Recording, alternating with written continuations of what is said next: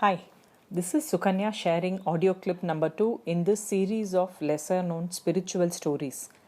Continuing from the first episode about the experiences of Sri Prasad IAS and former executive officer of Tirupati Temple, today we are going to talk about how faith can be inspirational and can overcome incredible odds.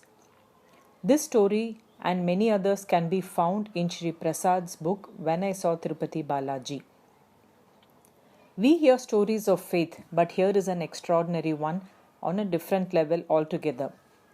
The story begins with a young, poor school teacher, Nagaraja Rao, in a village near Chikmagalur, who has a dream of Tirupati Balaji telling him, "When are you going to come to me and give a gold chain made of coins, or Kashumalai as we call it?" When Nagaraja wakes up, he just dismisses the dream. For the next few days, repeatedly, this dream keeps coming up to the point where he then begins to consider it seriously.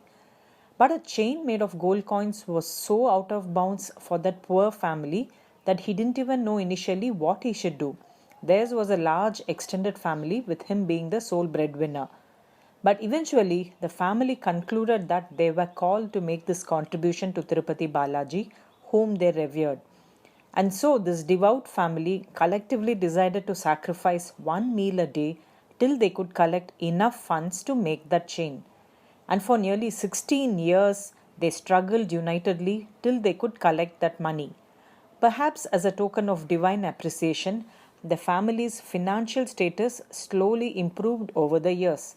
First, a piece of unused land owned by them turned fertile, and then the other brothers got into good jobs. At last, the Kashumalai was ready, supported by a thick gold chain, around 16 years from when Tirupati Balaji first appeared to demand it. And when the family of 20 finally did travel to Tirupati to make the offering, they faced yet another hurdle. The temple had a rule that if a devotee wanted to see their offerings put on the deity, they had to pay a fee equivalent to the value of the offering. This usually acted as a deterrent to prevent the rich and powerful from dictating terms as to how the deity should be adorned.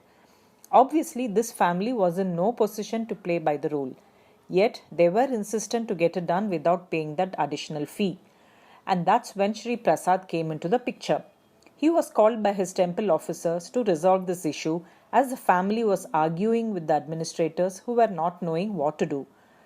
On hearing this family story of intense faith, efforts, and sacrifices for 16 long years to realize a dream, a very emotional Prasad unilaterally decided to waive the rule for them, braving the consequences. And that's when the twist in the tale happens. When Nagaraja, who originally had the dream, looks at Prasad and says, "Do you know what?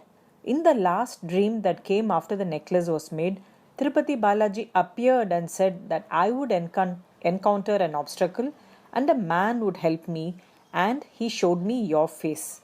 And here you are helping me." And thus ends the story of remarkable faith and grace.